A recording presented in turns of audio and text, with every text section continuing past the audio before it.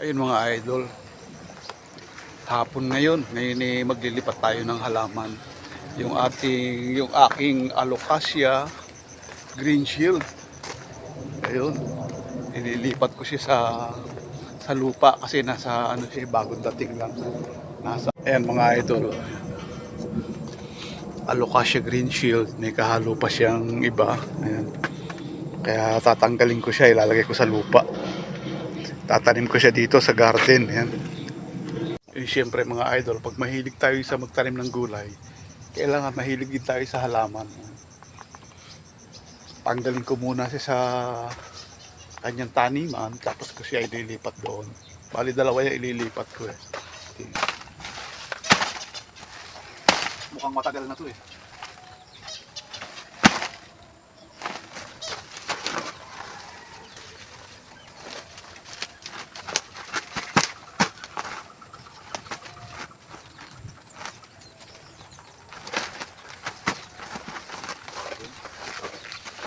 Doon, marami na siyang anak oh.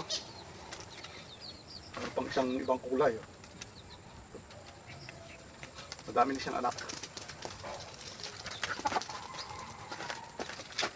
Tanggalin ko muna yung kanyang mga anak para ilagay ko muna sa paso.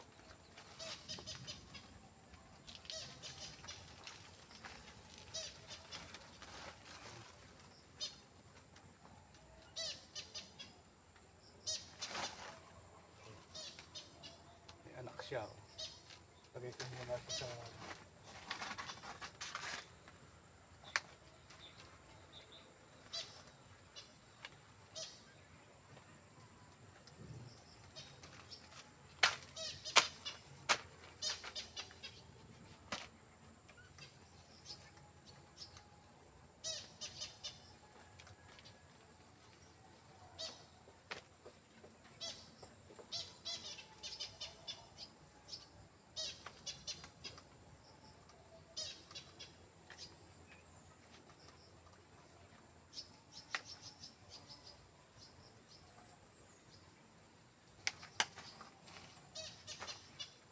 ayun, lagay na.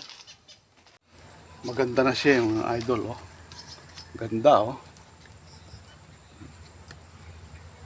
Alocasia green shade. Yan ang tawag. Ganda niya oh. Maganda rin to sa paso. Pero ilalagay ko siya sa lupa para mas lalo. So yun mga idol, samahan niyo ako. Dito, dilipat natin to. Yung Alocasia green shield.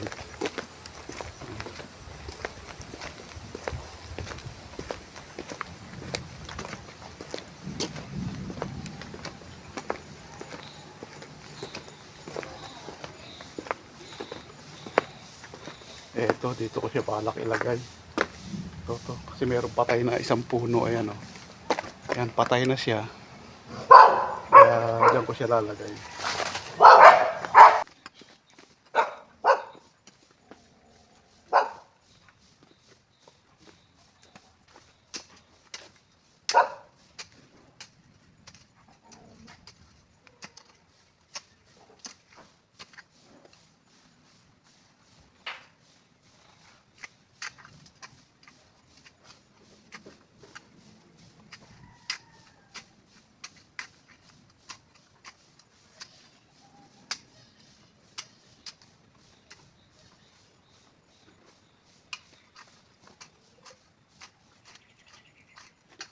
Mga isa mga idol, ito Chinese evergreen.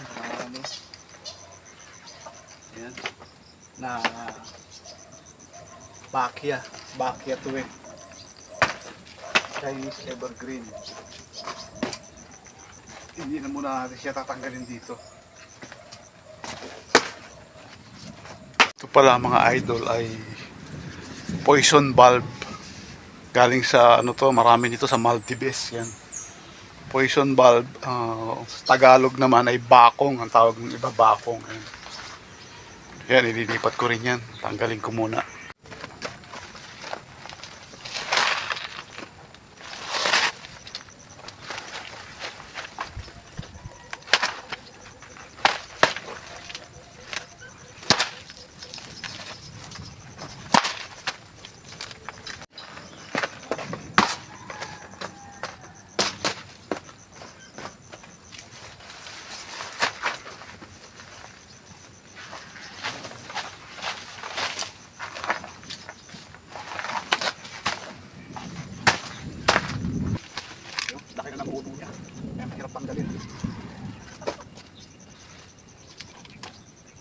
kasama niya. Ito yung mahaba, oh. Money tree yun, swerte raw to eh. $1,000.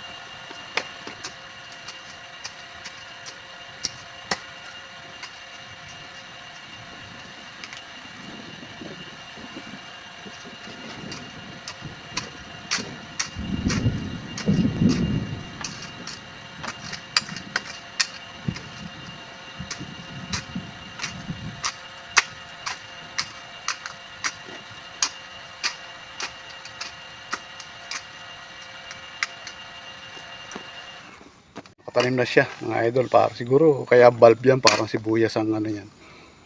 Ang laman, parang ganon. Yan. Patanim na siya. Ito naman yung isa. Ito naman yung alocasia. Yan. Tatayo na yan pag yung naarawan. Alocasia green shades. Ayan. Yan yun. Para siyang anthurium yung dahon niya. Ang ganda, oh. Kintab, parang anthurium. So yun, patanim na tayo mga idol. Yun lang muna ngayon. At tayo sa ilalim ng langka. Ayan, may mga bunga, oh. Yan. May bunga yung langka, oh. Kaya so lang maliliit siya. Tayo natin mahinog bago natin kuhanin. So yun, nakatanim na tayo ng dalawa. Kaya balik na tayo doon sa ating back to home base. Ayan, tayo.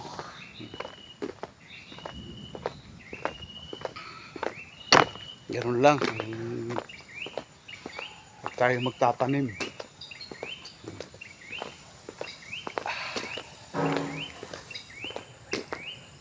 Napatuka naman ng manok pagkatanim. Ayan.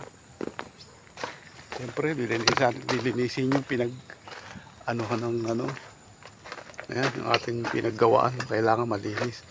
So, yun mga idol. Ayun mga idol. Siyempre, pagkatapos natin maggawa-gawa sa ating garden, dito naman tayo sa lutuan. Ayan. Magluluto naman tayo ng ating kakanin. Ayan, kakain tayo ngayon. Yan ang iluluto ko mga idol. Tokwa. Magsisigang ako ng tokwa. Maiba naman. Yan. Para healthy. Healthy siya. Siyempre, kuha muna ako ng talbos. Nandito lang sa paligid ang ating mga kailangan. Ayan. Talbos ng kangkong. Ayan. Kahalo siya ng mga halaman. Ayan, may bulaklak pa. Ayan. Konti lang naman. Konting kangkong. Ayan. Ayan. Kuhanin na rin natin tong sitaw. Mas maganda to, mapapayat pa. Oh. Hindi naman to sitaw. Tawag dito boss sitaw. Ayan. Mayroon siyang ilang bunga. Kuhanin ko na kasi maano siya. Gugulang lang yan. Dito lang sa tabi mga idol ang ating pangsahog. May sitaw pa. Ito tunay na sitaw to. Mahaba to. Kuhanin na natin. Wala tayong maiulam eh. Yan. Kaysa bibili pa tayo. Medyo mahal. Gisa muna tayo ng bawang.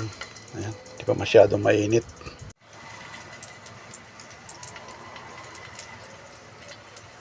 Ayan, lagay na natin yung sibuyas. Ayan. So, mekos-mekos. Mekos-mekos. Mausok.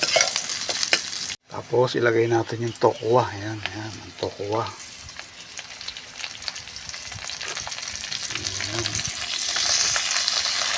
Ayan, ang tokwa. Lagyan natin ng sabaw. Lagyan natin ng tubig. Ayan.